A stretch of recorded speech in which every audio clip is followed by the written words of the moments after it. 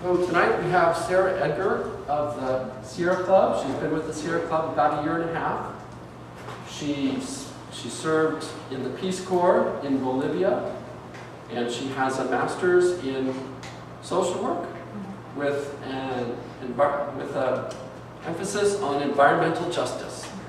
So please welcome Sara Edgar.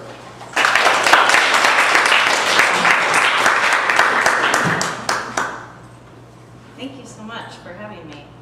It's such a pleasure. I want to start out just by saying thank you. I know there's a number of people in the room and on the green team that are Sierra Club members, so I want to say a huge thank you to all of our members. And is there anybody in the room, others who are Sierra Club members by any chance? Awesome, great. Thank you so much. We appreciate your support. Let me go back one slide.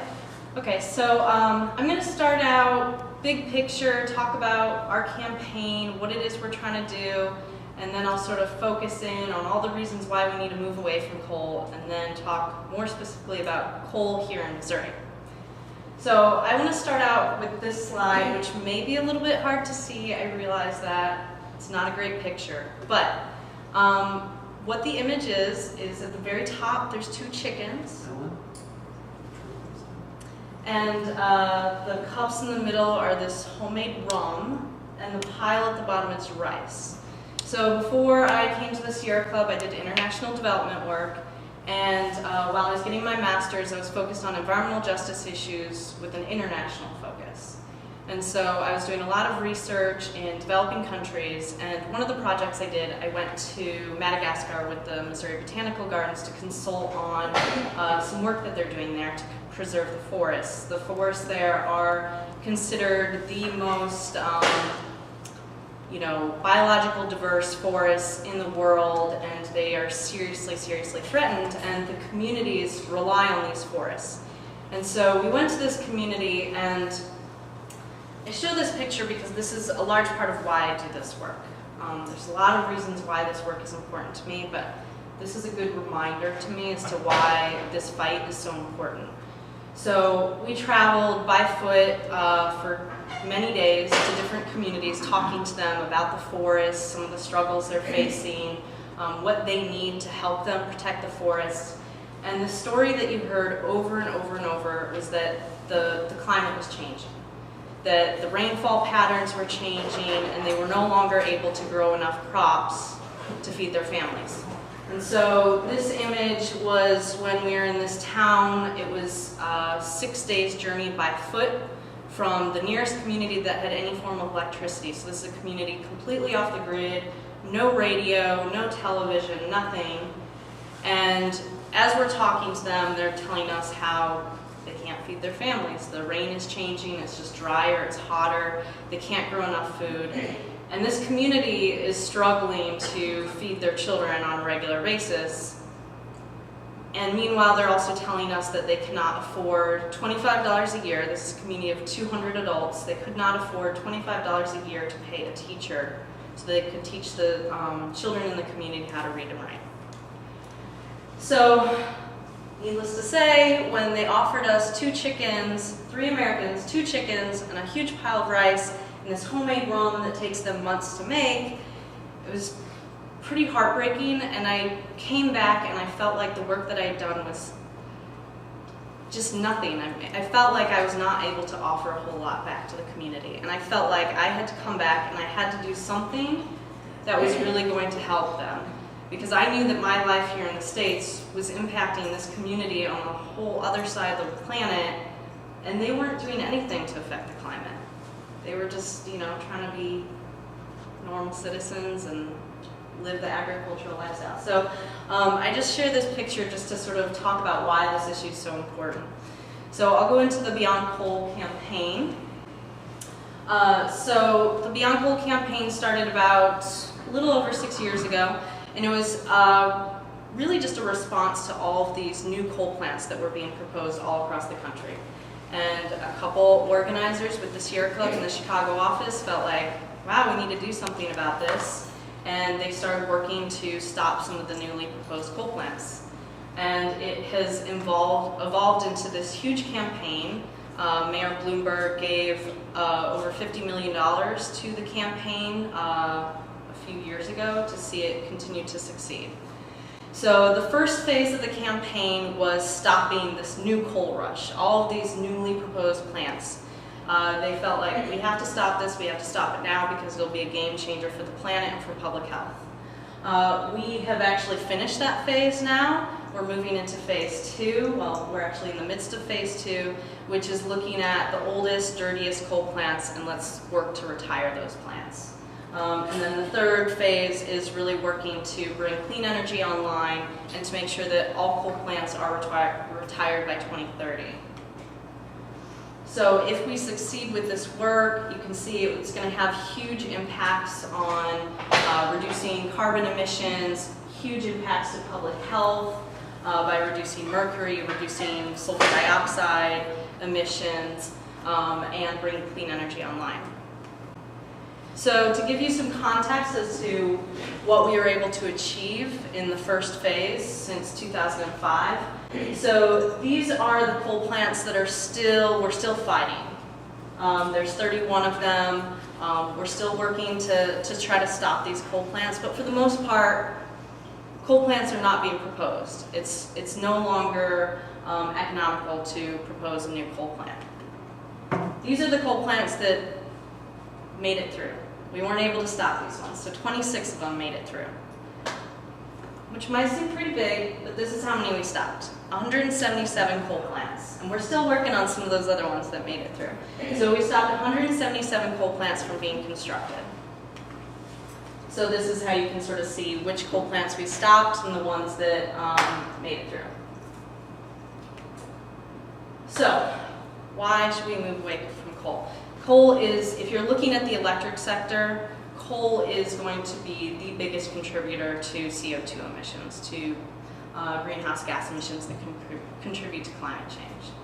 And if you look, and that actually comes out to about a third of all emissions, greenhouse gas emissions, can be contributed to coal. So if you want to do one thing to impact climate change, coal is the biggest thing you can do in terms of retiring coal plants. So now we're in that second phase, as I mentioned. So here's the second phase. This is showing you the plants that have been retired and the plants that are set to be retired. So this came out in May 2013. You might not be able to read it back there, but it says 145 coal plants were retired. We're actually at 149 right now. And we think any day number 150 is going to come across the wires. So, so the size of the dot shows you how big the coal plant was in terms of how many megawatts it was pumping out. So the green ones are the ones that have actually been retired. The lights are off, it's shut down, clean energy is online, replacing it. The orange ones are all the ones that have a date to be retired. So they're still online, but they're moving towards that retirement date. They're creating the transition right now. So to give you an idea, we are, our goal is 105,000 megawatts retired, so we're halfway there. So still a lot of work to do, but we've made huge progress. So to give you an idea as to what 50,000 megawatts is and how huge this is, so when we hit 50,000 megawatts retired, that was when we were at the 145 coal plant mark. That is the equivalent of taking off almost 40 million cars off the road, to give you an idea as to how big of a deal this is to take that many coal plants offline. So you might be wondering, okay, so how do you retire a coal plant? So first of all, what we do is we try to remind people, I mean, who remembers, you know, say 15 years ago, 20 years ago, 30 years ago, the tobacco industry saying there's nothing wrong with smoking cigarettes, it's good for your health. That's the phase we're in right now with coal. They're continually trying to say that no, coal is fine, there's no problems, oh, clean coal, that's our solution. What we're trying to remind people is that this is the same thing as the tobacco industry. They're pumping tons of money into fighting, you know, to keep coal alive, and they're trying to use all this marketing to say that coal is safe, when in reality it's hurting little children. It's impacting our families every day, and we just don't realize it. So that image over there is a number of the residents that I've been working with in the Oakville community who live right by one of the plants. And those two little guys right down there, the girl is a kindergartner at an elementary school that's a mile away from one of the coal plants, and the little guy is 3 years old and has had asthma pretty much since he was a baby, and doctors kept saying it was allergies, and every single night his parents would put him to bed, and he would start coughing and coughing and coughing, and he just got diagnosed with asthma, and he lives a mile away from the coal plant. So this is why we have to continue to talk about why coal is so dangerous for our communities and why we have to move away from coal. And we do this all grassroots. So these are all events that have taken place in St. Louis where, we go talk to our elected officials, we host educational events, rallies, media publicity events to try to get the word out so that people can learn the truth about coal. So going back a little bit more in depth into why we need to move away from coal. So this image is one of the coal plants over in Illinois that was retired. So this is an authentic image of the emissions coming out of that plant just across the river. And so these are some of the chemicals that are coming out of those stacks into the air that we're all breathing right now. So things like mercury, arsenic, sulfur dioxide, they're being pumped out into our air, and they're contributing to things like acid rain, soot, smog, climate change, all sorts of different nasty problems with our air. And it's such a serious health concern that it actually costs our country $100 billion just in healthcare costs every year because we're so addicted to coal. That results in 13,000 premature deaths, 200,000 asthma attacks, so really huge impact to our health. This is a stat from the Clean Air Task Force who says that retiring one coal plant would, reduce 29 premature deaths, 47 heart attacks. This is the average. If you actually look at the coal plants we have here in Missouri, these stats would be a lot higher because our coal plants are all responsible for higher numbers of health-related issues than this stat would imply. So another one of the reasons why we move away from coal, mountaintop removal. Anybody heard anything about mountaintop removal, familiar with it? So one of the ways that they've started getting at the coal these days is just by blowing the top off of a mountain. A lot easier than sending people down into the mountain, just blow the top off, dump all the waste into the valley below. They've had to clear out whole communities. They're finding higher cancer rates in the communities that have this, and it's compromising huge amounts of streams and waterways. So it's a very serious health issue as well, not to mention the fact that these are the oldest mountains in the world and they're just blowing the top off of them. This is in Appalachia. But we are fortunate that here in St. Louis, our coal is coming from the Wyoming Basin, so it's they're not doing mountaintop removal, but they're still doing strip mining, which is still a very destructive process. Let me just say, please raise your hand if you have any questions. If I'm going too fast over anything. So then the waste product. Here's another reason why we need to move away from coal. So when you burn coal, you have this waste product, coal ash. So it's all of the ash that ends up being stored typically in wet ponds. So these ponds exist all over our state, and there's very, very weak regulations. They don't have to be lined.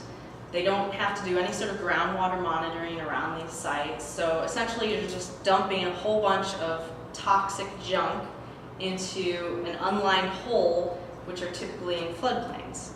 So coal ash contains mercury, arsenic, lead, all sorts of heavy metals that are very serious for public health. And it's stored in these wet ponds. All of the water from those ponds are then dumped into the nearby river. And so this image here is from Tennessee from 2008. This was the largest environmental disaster that has ever happened in US history.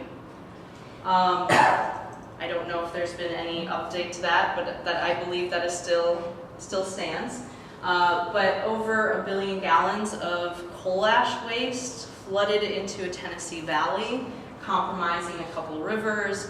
Whole town had to pretty much just leave. They said, oh, it'll take 4 weeks to clean it up. 4 years later, it's still not cleaned up, and they're now saying that they cannot ever get it clean because, you know, they would have to sort of dredge these rivers and it would just stir up the heavy metals, and they sort of said, we're gonna leave it the way it is. So after this happened, the EPA said, maybe we should go check out these waste ponds all across the country and see what sort of a state they're in. Well, when they came over here to Missouri, surprise, surprise, the Merrimack coal plant, which is in St. Louis County, all of their ponds, I believe 6 of the 9 that are still active, were rated as structurally poor. So, you know, this was a different type of waste pond, the way it was set up, but I mean, that's bad news when you have these waste ponds holding very hazardous material and they're rated as structurally poor. And, you know, we just have very weak regulations. The EPA has tried to get stronger protections so that it's handled as a hazardous waste, but as of right now, the rules around handling of coal ash are actually weaker than organic waste, household garbage.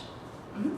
So if they left it there, they're not going to clean it up. Do they keep people out of it? You know, I do not know. Last I had heard they were still cleaning it, and then I just recently heard that they've pretty much said there's always going to be contaminants there, that they have sort of given up. So yeah, I do not know. I do not know if that community was able to move back or not. I know there's been a huge settlement, and I know that the Tennessee Valley Authority, whose coal ash pond it was, has recently announced that they are retiring their coal plants, partly because it's just a huge liability and a risk.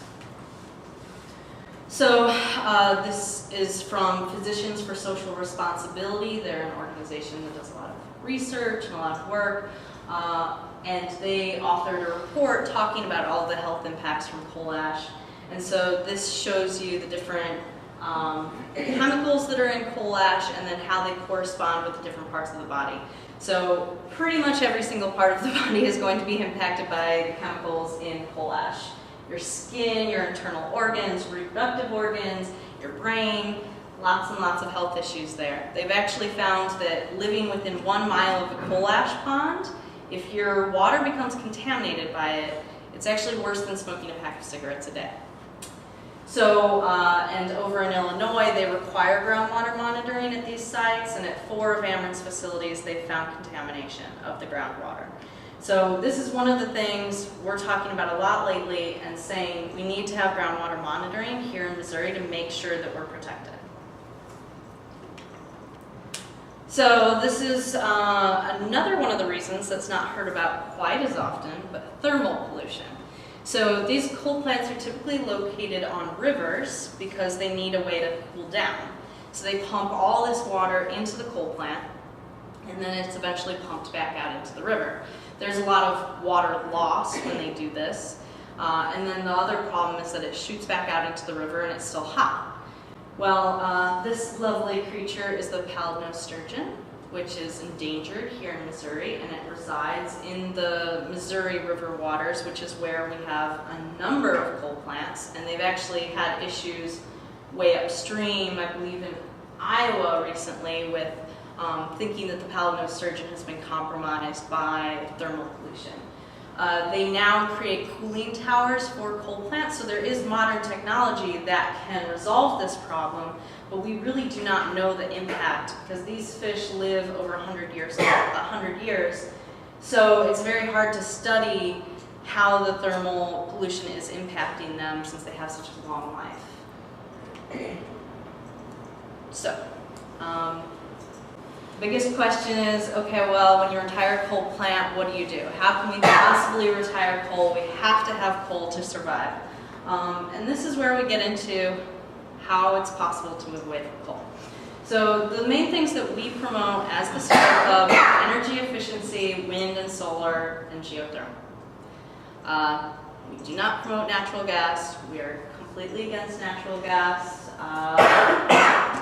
Not really in favor of biomass too much.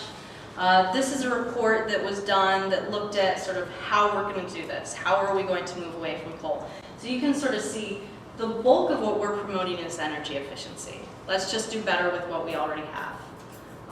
We do not need to necessarily bring tons of new infrastructure online. We can just invest in energy efficiency. And then you'll see the yellow is solar, blue is wind. So that's really what we would like to see the chunk of replacing coal with. And you can see the timeline, that goes to 2030. So a gradual transition. We are not talking about, shutting off the lights on a coal plant tomorrow. So a big issue that comes up a lot with this is jobs, which is understandable.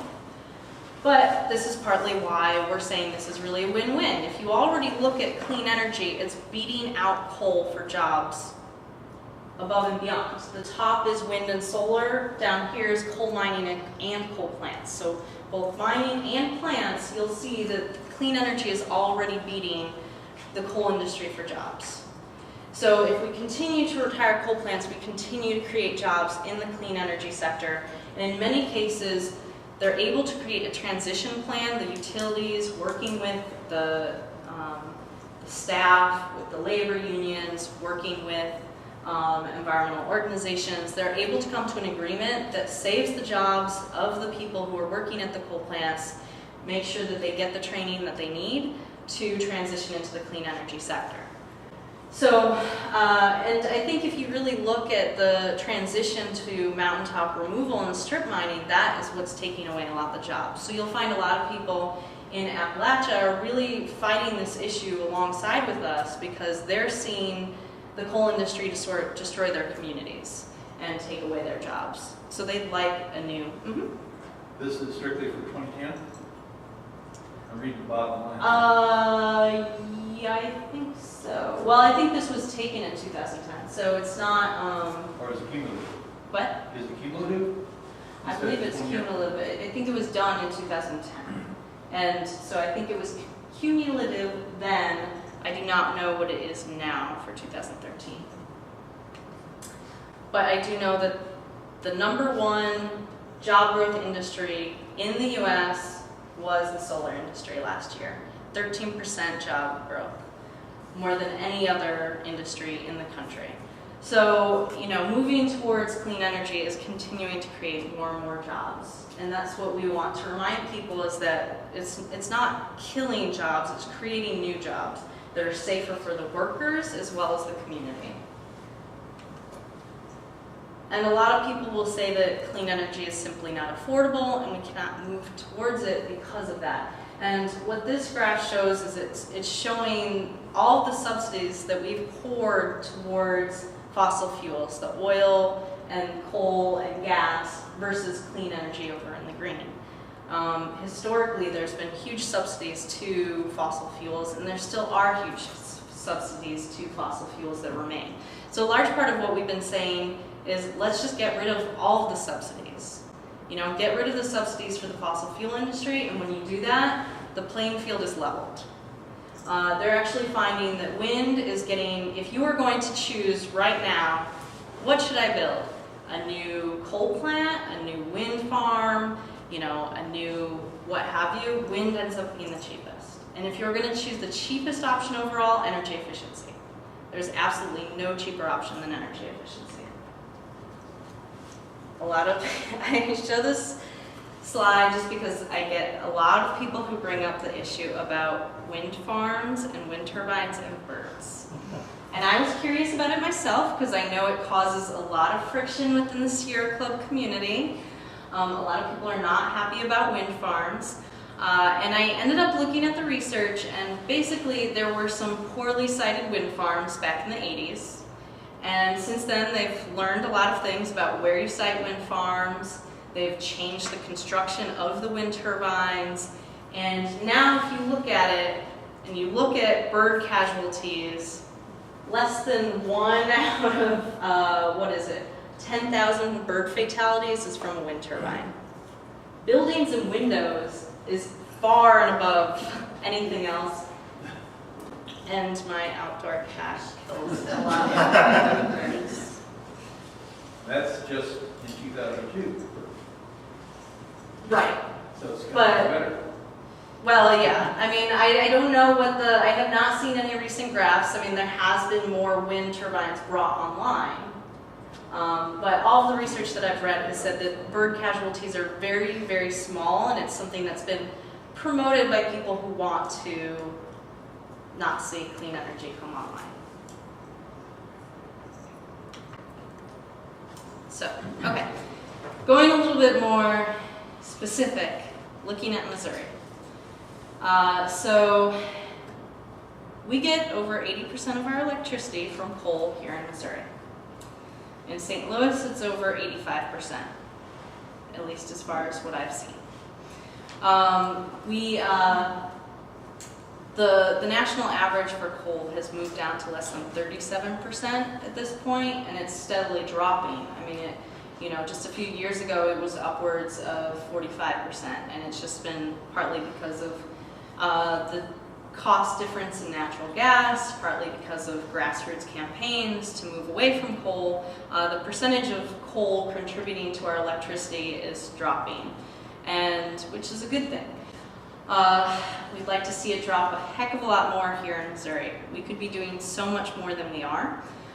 We're actually ranked 13th. If you look at all 50 states for wind capacity, we're ranked number 13, best. So there's a lot we could be doing in wind. All of the different reports that I've read said that we could be getting upwards of at least 15% of our energy from wind right now. And a recent report came out. A professor from University of Delaware has done a 4-year study, and he basically completely destroyed all of these preconceived notions that we can't handle it right now. Our grid system can't handle it. We don't have the infrastructure in place. His research showed that we could, with our existing grid system, handle 99.9% clean energy right now. Now, his study was not necessarily looking at growth, so he did acknowledge the fact that as we continue to need more electricity, there would need to be more growth there.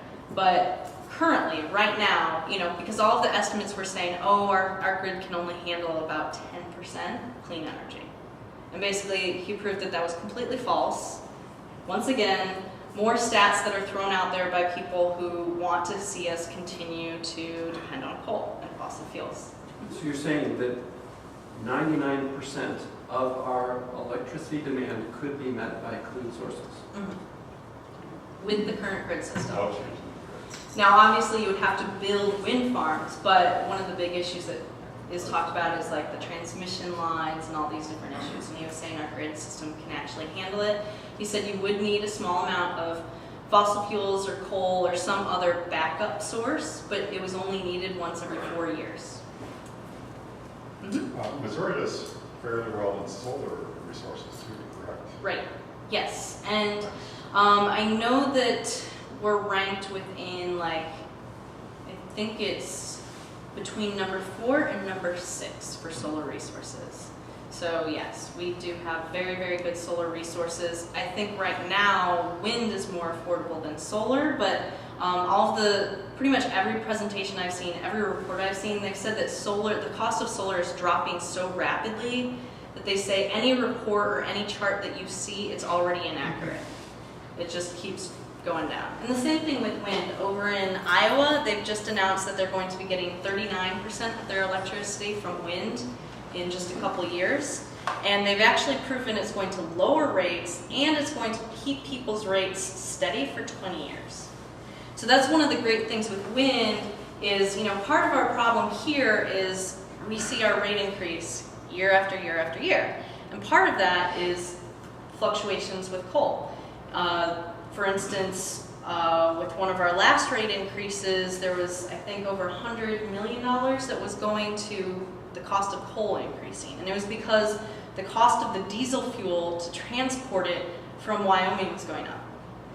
So there's a lot of fluctuations that can happen, and natural gas is going down, so coal is not as competitive on the open market as it used to be. So one of our very last rate increase was actually us covering the cost of the fact that it's no longer competitive on the open market, because Ameren sells upwards of 25% of their electricity on the open market.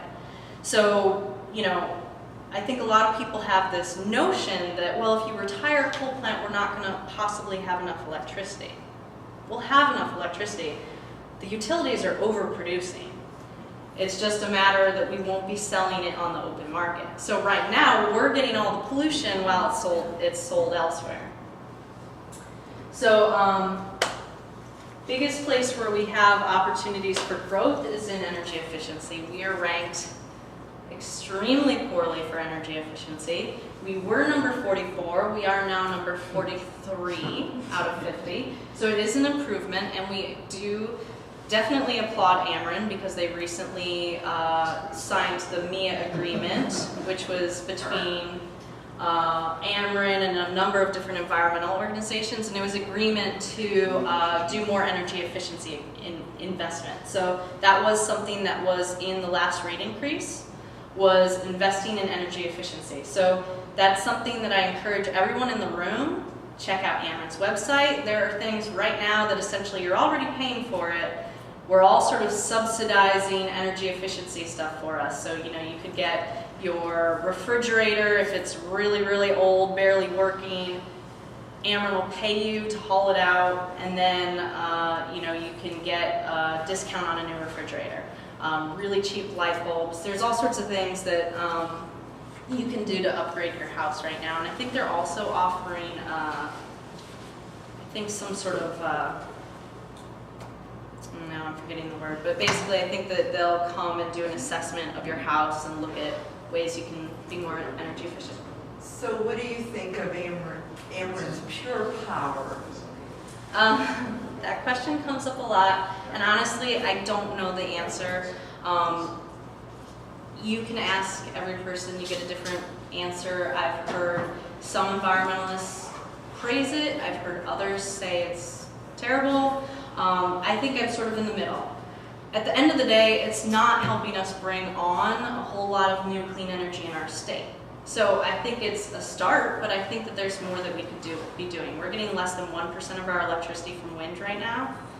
So I think that, we should be a lot higher than that. I think we should be meeting the goals of the 2008 RES that I think over 66% of Missouri residents voted in favor of, which is bringing on a certain percentage of clean energy by certain dates. And currently they've been trying to gut that. They're trying to say that things like Tomsock and old, all this other like hydro and all these other things should count towards it. And we're saying no, people voted that they wanted new clean energy brought on, so we should be doing that. So at the end of the day, I really couldn't tell you. I mean, there's been issues with it in the past. I think it's better now than it was. But Well, correct me if I'm wrong, but it's basically wanting people who care about having this clean to foot the bill instead of them investing in it themselves with their profits. Is that wrong? Yeah, I mean, that's my understanding. I mean, essentially you're asking customers to pay more for renewable energy credits. Exactly. So how do we know that if we do, that that's what they're being used for? I don't know. I know there are people who've been scrutinizing it for a while, but I don't know. They do audits. It's pretty straightforward. There's an independent company that does audits on that, and we've vetted that and found that it's valid. I know there's been some very close scrutiny, and they got in a lot of trouble not too long ago because it was considered to be misleading. But I think it's better now. But yeah, I mean, I just like to see more clean energy coming online. I think that people have shown that they want that. So. When you say ranked 43rd in energy efficiency, that means that Missouri's utilities or Missouri's residents? No, so that's just sort of saying like the state as a whole is looking at, it's looking at issues like building codes, it's looking at, sort of bang for the buck that we're getting for our energy. So, I mean, there's just a lot we could do with our current housing stock. There's a lot to do with upgrading our building codes. You look at other states like California where they have extremely strict energy efficiency. And it's very interesting if you look at, what you always hear is, oh, but we have such cheap rates. But the reality is, cheap rates is not the end story. You have to look at what is it that you're paying, on your monthly bill and your annual bill. And what you'll see is if you look at a lot of other states and you compare them, the ones where they've done more energy efficiency, you don't have to consume as much. So your bills might be a heck of a lot cheaper than ours actually are because we're consuming a ton of energy. So. Well, that raises the question of who's doing this ranking and what you have to say about that. ACEEE does a lot of them. Don't make me have to tell you what ACEEE stands for because I'll forget. But no, there's a number of independent third-party, industry organizations that look at the different industries and do these reports. ACEEE is well respected with the utilities, so they're definitely valid. Maybe you already answered this, but how many turbines does it take to replace a coal plant? Obviously, we've done, but Depends on. you've been counting again. A large coal plant. I have no idea. There's no way of saying. It depends on the size of the turbine and the size of the coal plant. And I would imagine you would have to do also with the wind resources in that community. Right. Yeah. So I don't know. And what does MIA stand for? Missouri Energy Efficiency something Okay, so it's a agreement. Missouri agreement, okay. Yeah. Once again, I'll probably get it wrong. I always forget all of the acronyms. But yeah, I mean, there's a huge room for improvement for energy efficiency. So looking at St. Louis, anybody, you probably can't see very well by this. Anybody have any idea how many coal plants we have in the St. Louis area? 4. Darn, you can see it. Okay, well that's good. You can actually see it. For those of you who cannot, I'll try to point them out. So up here, this is the Portage de Sioux plant in St. Charles County. Over here is the Labadie coal plant, largest one in all of Missouri, and one of the largest ones in the whole country. That one is probably the closest to where we are right now.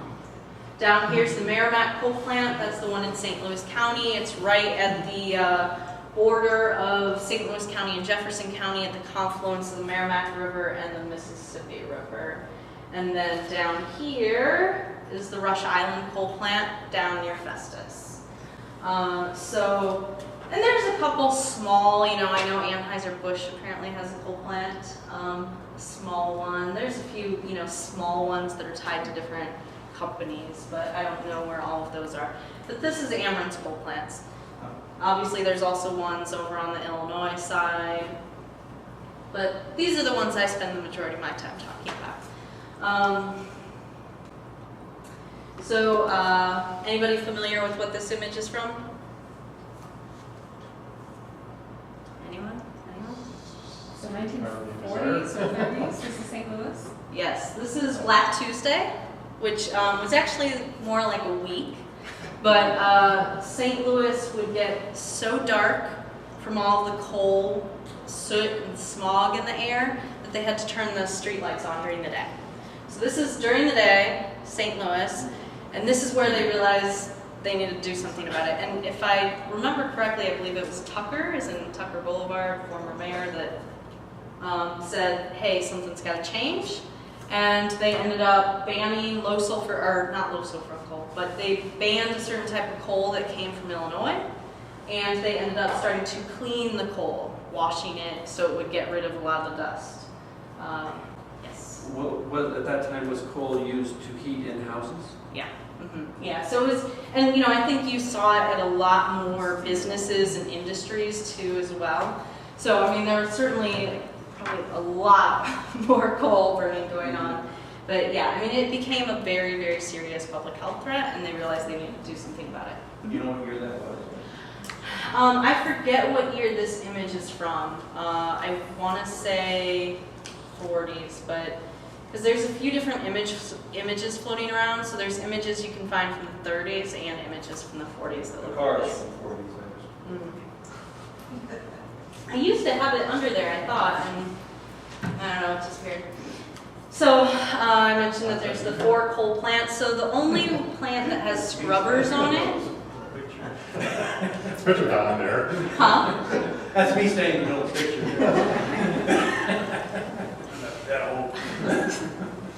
So the only coal plant that has scrubbers on it is the Sioux plant, Portage de Sioux or Sioux.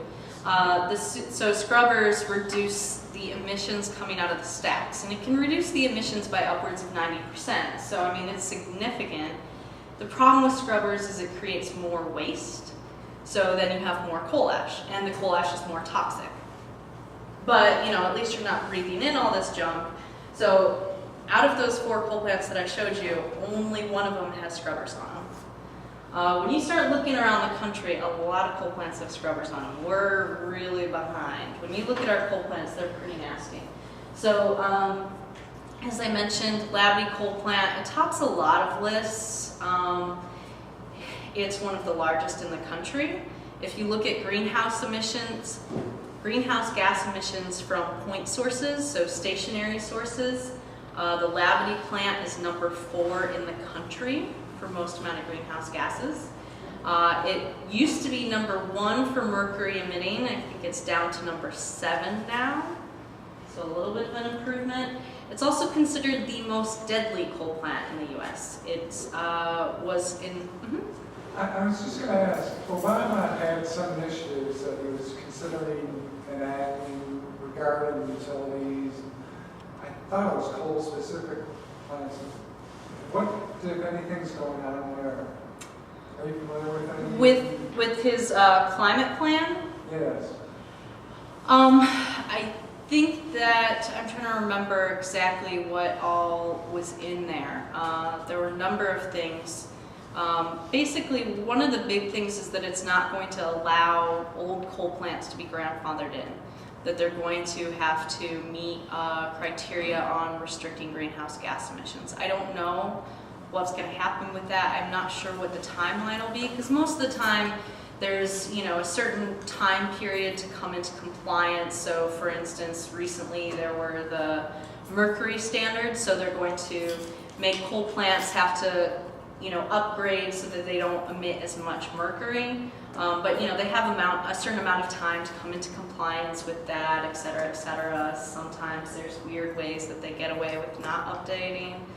So I think the big thing was that it wasn't going to, with a lot of these rules, for instance, scrubbers, I believe my understanding is with the Clean Air Act, it was written in a way that if you did any major upgrades to a coal plant, then you had to install scrubbers. If you didn't do major upgrades, you don't have to install scrubbers.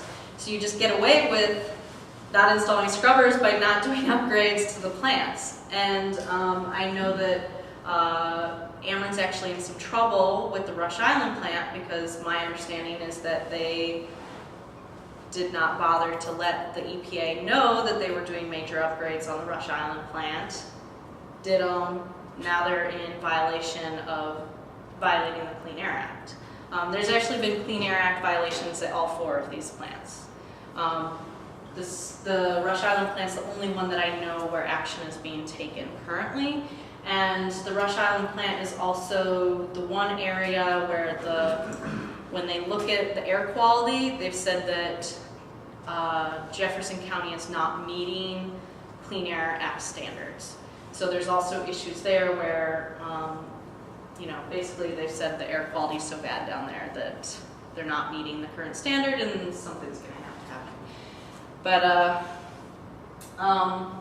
Merrimack plant's the one we talk a lot about. Oh, didn't finish saying, so the Labadie plant, when it's most deadly in the US, in 2011, they said that 290 premature deaths could be attributed to that coal plant. When you look at the Merrimack coal plant, that is the oldest coal plant in Ameren's fleet in the St. Louis region. It was built in 1953, so it's 60 years old this year. Most coal plants are built to last about 40 years. So it's pretty old as far as coal plants go. And a recent report came out saying that that plant costs society more than Ameren even makes off of it. So we're saying, retire this plant, it's hurting the community, it's just a burden on all of us, there's no reason to keep it going. And Ameren themselves has said publicly in the Post-Dispatch, we could retire the Merrimack coal plant tomorrow, not do any infrastructure for 30 years if we just did energy efficiency alone. But they won't do it because they'll lose money. So that's partly why the MIA agreement came in to play, was because you have to find a way to make it so that Ameren will make money off of energy efficiency. So having us, the ratepayers, invest in energy efficiency is one way that that happens. So, now I just try to remind everyone, I know I'm throwing out all of these awful statistics, but just keep thinking back to all we've done the past few years to succeed and all that we're trying to do here in Missouri. But so this is looking at the Labadie plan, and what we did was look at the air emissions. So there's no monitor to the Labadie plant.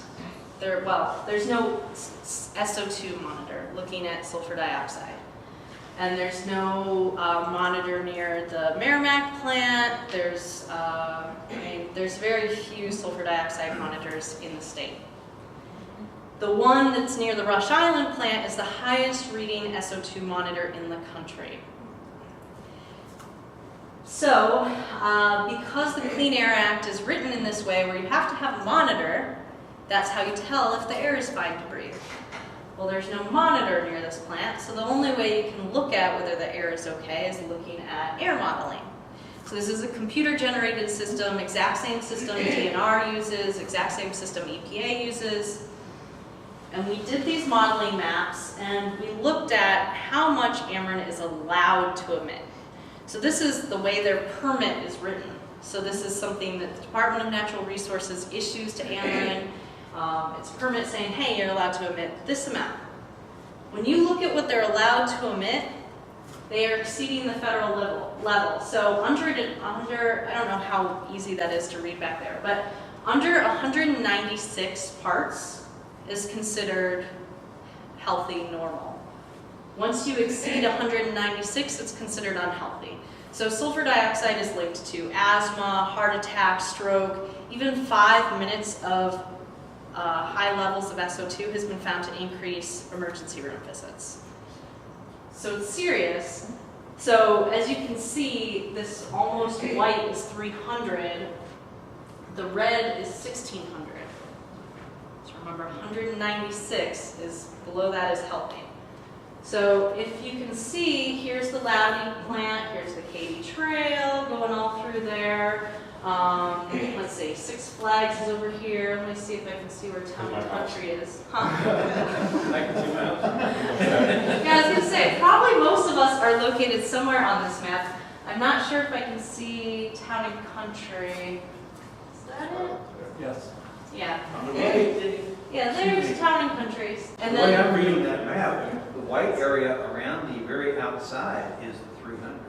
yeah, it still keeps going. It's Apparently, still too high, even all the way around. yeah, apparently this plume reaches all the way to Springfield, Illinois. So there's overlapping plumes then, too. What? There's overlapping plumes. Yeah. Yes, yes.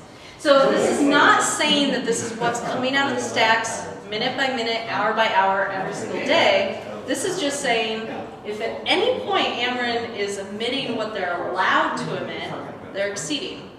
So we're saying, let's reduce the permit to levels where they won't exceed.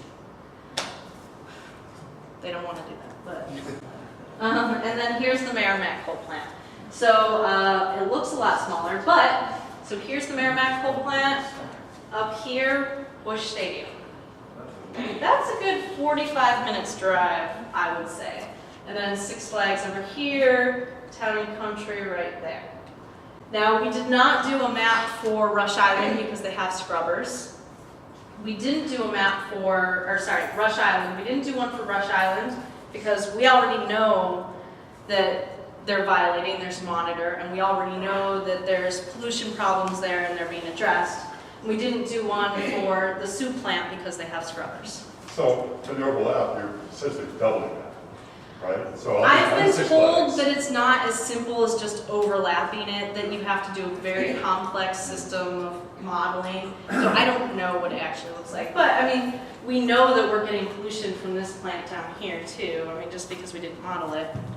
You're showing us what the max allowed is. Has anyone done any monitoring at all in terms of what the actual levels have been, or the range of levels in these areas? Well, the problem is, I mean, Ameren is required to monitor what's coming immediately out of the stacks. And they're not violating there that we know of. That's something that the state, requires them to monitor. But the monitors that we're talking about are looking at the ambient air quality. So this is showing the ambient air as to like how it would disperse and spread. Okay, but this is just the theoretical, this is, if they went to the max, what it would look like. My question is, has anyone checked out what the actual levels are in these areas? We should probably one of the levels to that. Yeah, I mean, that's essentially what we're saying is that we don't know. I mean, we don't know what we're breathing in on a daily basis because there's nothing there to show us. So we have two options. One, we could fight for monitors, which are considered to be not that accurate all the time. They are subject to vandalism. They're very expensive. It would take a couple of years, more than likely, for it to actually get installed. Or they could just reduce the permit right now and change what they're allowed to emit right now. That's something Department of Natural Resources could do. And then we know that they would not be reaching these levels. Does that make sense? But we're allowing them to monitor themselves. I mean, the state is monitoring what's coming immediately out, but essentially nobody's monitoring the ambient air. And we're just saying, well, it's okay because there's no monitor. So we're assuming it's okay. How much does one monitor cost? Just out of curiosity.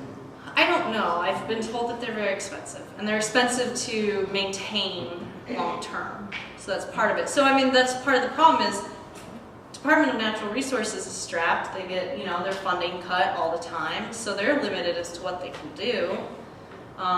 So it's not that they're, evil and trying to, let the industries get away with it, but they're limited as to what they can do. Part of it. Mm-hmm. Can you attempt to explain the red splotches in your map there, their location? It defies logic. Well, I know that different air experts have looked at it and explained it. I will do a very bad job of it. I've heard it explained, though. I mean, it has to do with air currents. It has to do with, like, the land, elevations, different things like that. So I could not do it justice. But, yes, I know it seems very strange that they're off there, out in space like that. And this is also not taking into account other sources of emissions. This is just looking at those plants, and it's just looking at sulfur dioxide. It's not looking at other emissions from it. I think there are a couple of questions on that. The red areas on the left, they kind of correspond to low areas in Jefferson County. That makes sense. That might be fine. Okay. So the scrubbers help with clean, less pollution in the air. Right. But if they do have scrubbers, then that means there's more coal ash. There's more coal ash that has to be disposed of. And the other thing is scrubbers are extremely expensive, and that's a cost that would be pushed onto us. So scrubbers can be over $600 million. I mean, recently in Pennsylvania, announcement just came out, I think, last week, that 2 coal plants are closing down in Pennsylvania. One of the coal plants, they'd invested in scrubbers 40 years ago, and it cost them $1.3 billion. So that was money that was passed on to the ratepayers, and then 4 years later they decided that they could not possibly continue to, you know, upgrade these plants to a level that's going to protect public health, and they had to retire them. So this is partly what we're seeing right now. Let's not invest in scrubbers. Let's not invest in all of these things that's just going to continue to make us see our rates increase. Let's invest right now in clean energy because we're going to have to do it. I mean, Ameren, if you look at all of their different filings, they will state it very plainly. Yes, we know we're going to have to come into compliance with this, and this. And it's going to cost this many billions of dollars. So, I mean, we know we're going to keep seeing rate increases. So why wouldn't we turn around right now and invest in, you know, clean energy rather than investing in these? I mean, it's like driving an old car on the ground. I mean, you're just going to keep driving it until it eventually just doesn't go anymore. Do the scrubbers suck or scrub CO2 also, or just SO2? No, my understanding is it does nothing with I didn't think it did. greenhouse The gas. carbon somewhere is Right. always in the carbon. Right, so I believe that's part of the whole climate plan is that they will have to address carbon emissions. Okay, so this, I'm not expecting you to read all of this junk, but I find this really fascinating. When I saw this, this came out maybe, I don't know, 3 or 4 months ago, and I was blown away. So obviously I talk about these coal plants all the time. The more I learn about coal, the more appalled I am. So what you're looking at right now, this is the Merrimack coal plant. And what you're looking at is greenhouse gas emissions. And you're looking at greenhouse gas emissions from point sources. So this isn't including cars, but you're looking at any one stationary source and you know what they're contributing to greenhouse gas emissions. All of this yellow is the Merrimack coal plant. 95% of greenhouse gas emissions being emitted in St. Louis County are coming from the Merrimack coal plant. So if we want to make a serious difference on climate change, this is where you do it. Get rid of the Merrimack coal plant. Obviously, cars are still an issue. I'm not trying to minimize that, but you know, that would be a huge chunk if we got rid of that plant. Go to the next one. Here's the Labadee plant. 100%. Of Franklin County? Yes, of Franklin County. Yes. And then, like I said, that's, you know, number 4 in the country for greenhouse gas emissions. And then this one is the Rush Island plant, and this one happens to have the lead smelter by it, so down in Jefferson County. So that's the little chunk coming out of there. I think this one's like 90% or close to it. Or sorry, not 90%. It's like 89%. So yeah, so these are really huge contributors to climate change.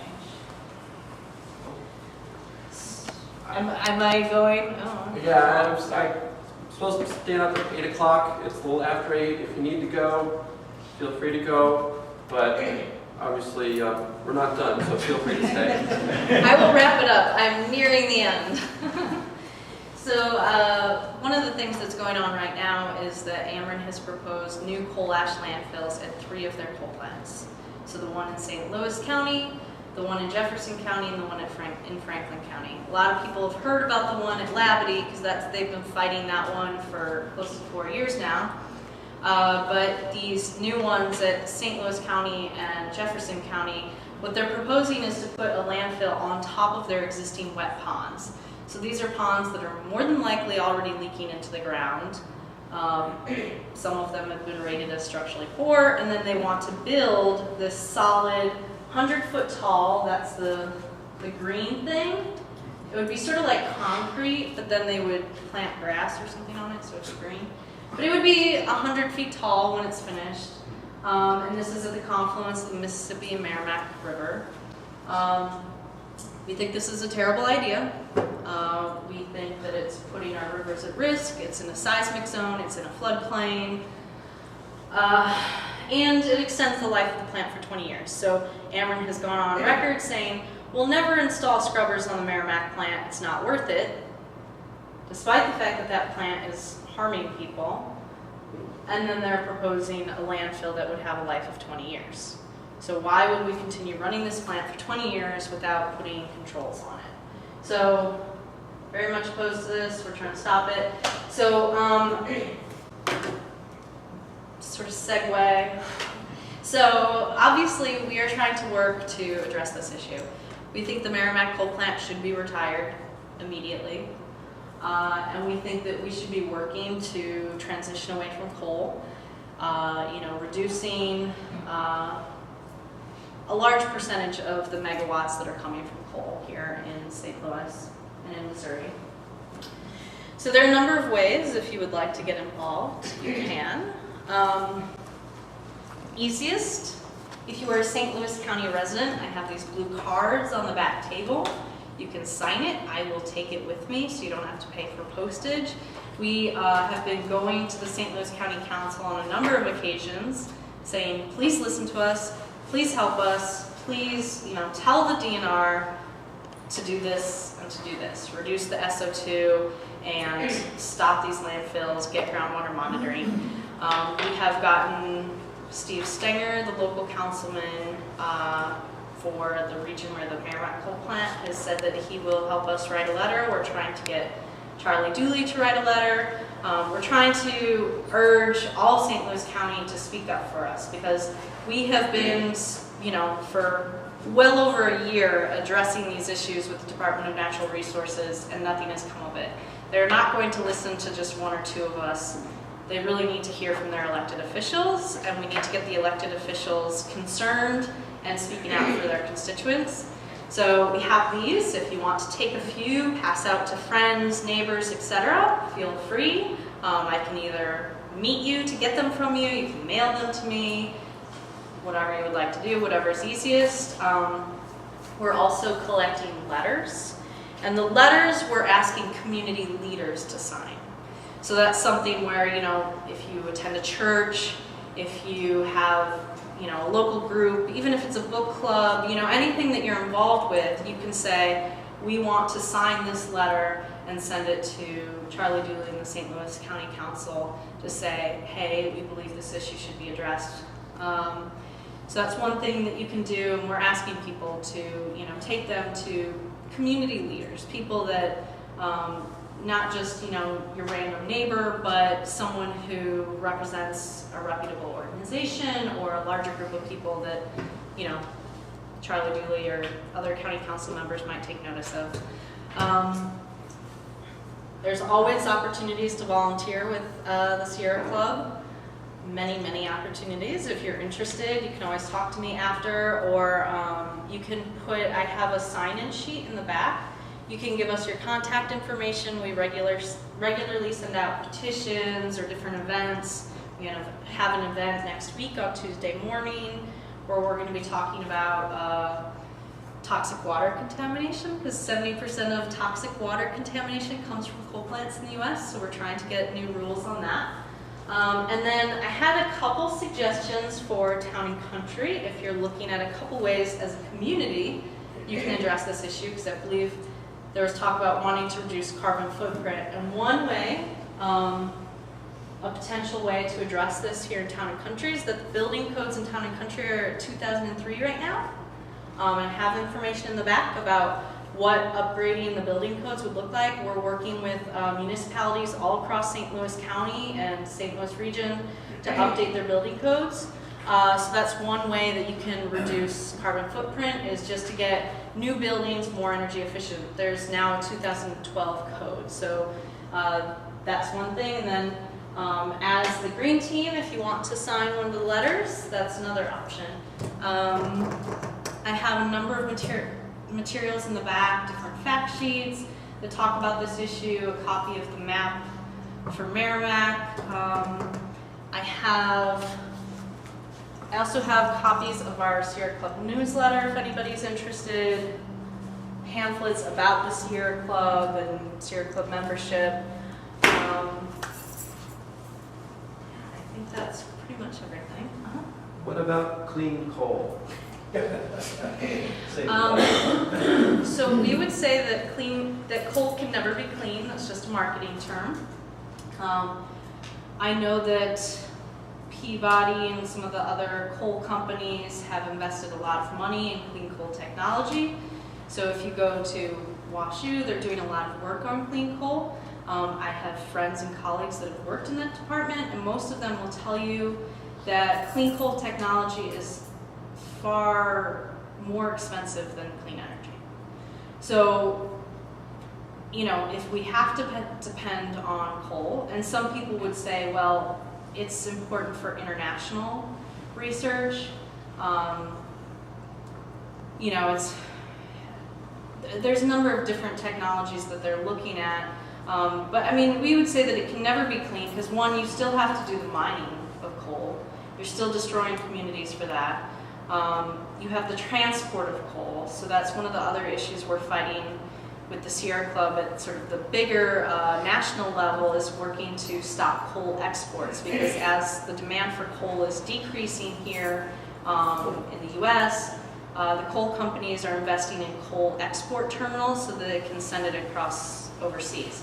We also work internationally with different allied organizations to create campaigns in Australia and India and China to start moving away from coal there. So there is work that we're trying to do at the international level as well. And there's a number of different researchers that are publishing international research showing what major impacts coal has on health. I know a recent report just came out of China saying that coal reduces your lifespan by 5 years in China, and they actually had more studies that showed that children had smaller brain and head sizes from coal pollution, and then once they took out the coal plant, they were able to continue studying and show these huge improvements in public health. So, I mean, there are people within the Sierra Club that would argue that you have to continue researching clean coal technology.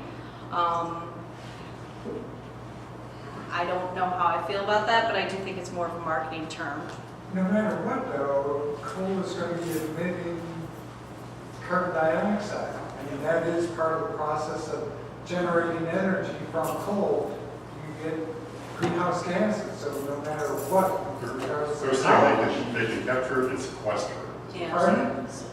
Capture and sequester, carbon capture and sequester. So catch it, before it goes out, liquefy it, insert it underground in massive salt caves, salt mines in the ground, and hope it doesn't escape. And there are plenty of people that will tell you that there's already research proving that it's dangerous. Now, others will say, no, the research shows it's safe. But Extremely expensive as well. It is. Exactly. It's extraordinarily expensive. yeah. Economics of, okay, Right. solar and wind, that's going to be less Right. expensive in total compared to coal. Right. If you're just looking at it from an economic perspective, it doesn't make sense. If you're looking at it from the perspective of, well, internationally, they have to rely on coal because of X, Y, and Z, and clean energy is not viable, then perhaps it would make sense. But you would have to subsidize it for it to make any sense. It's really something that's being pursued by the coal companies. They're getting subsidies for the research because they want to see coal continue to be our dominant energy source. Is there progress being made on the issue of storage in regards to solar and, well, solar you can have batteries, what about wind? I know there are people working on that. Do you have an answer on that? Yes. Okay. Actually, there are two manufacturers that just introduced wind turbines that have storage built right in to the hub. So anything extra that it creates from the wind, it can store in a battery and then put it back on the grid when it's necessary. Yeah. And that study I was mentioning from University of Delaware was looking at that as well. I mean, the reason why it still required a small amount of backup from fossil fuels was because of the storage issue. So they sort of said, like, as soon as there's more advances in storage, that backup would not be necessary. Sarah, is there a data somewhere that shows how much Missouri politicians are getting from coal industry? We're all the world headquarters, right, for coal? Does that have a lot to do with 85%? Yes, they have said that this is going to be the hardest place in the whole country for this campaign.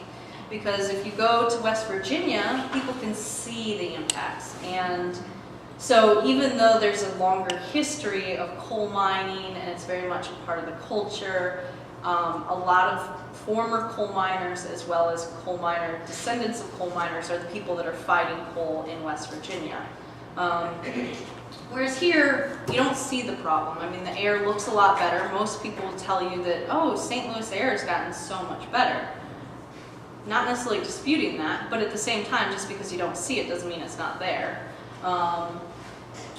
And, you know, we have so much coal money, a lot of history with coal. I see it every day when I'm talking to people about this issue. There's also just been such good, well, let me back up. For instance, there was one, a number of the coal companies invested in money for ads. They invested $75 million for ads promoting coal, just in West Virginia, Missouri, and Kentucky. So just in 3 states, they spent $75 million promoting coal. My whole campaign, funding all of the campaign organizers across the US is funded through $50 million. And that's an ongoing campaign. That's not $50 million a year. It's an ongoing campaign.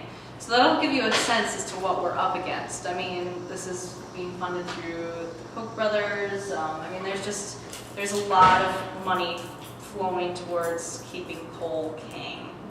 And, but yeah, I know that there's a few different sites you can look at for following the money. I know that Ameren is number 2 for any utility in the country for their lobbying expenditures. So $75 million spent in a year just fighting public health rules that would keep us safe. Things like the mercury rule. Thank you. Is any portion of this story true? I talked with an electrician just this past week about this. It's Illinois. He said that Ameren, Illinois can no longer afford to operate their coal plants, and so they're selling them. His conjecture is that there will be Chinese companies that buy them, invest in whatever's necessary to bring them up to code, up to standard, and compliance, and then we'll sell that electricity at an extremely exorbitant fee back to Ameren because they don't have any other resources to buy it. Didn't they already spin them off? Yeah, they sold them to Dynegy. They made up a company that they spun them off. So that I didn't know. I knew that they sold them to Dynegy, but apparently they didn't even sell them. I mean, Dynegy just took them on and took on their liability with it. So there was, as far as I understand. So I don't know in terms of what that Dynegy, another utility or. Yeah, so, but yeah, I know that they are getting out of the game over in Illinois. And I think they're also realizing the liabilities with their coal ash ponds there, so they're also closing their coal ash ponds and trying to sort of write the rules on that, saying, hey, we should be able to just close them up and not clean them up. away. Huh? Walk away. Right.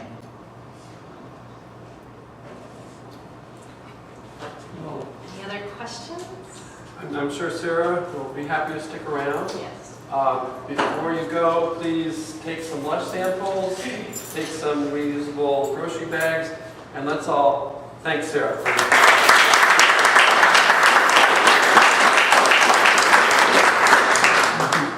Thank you for coming, and hope to see you next month.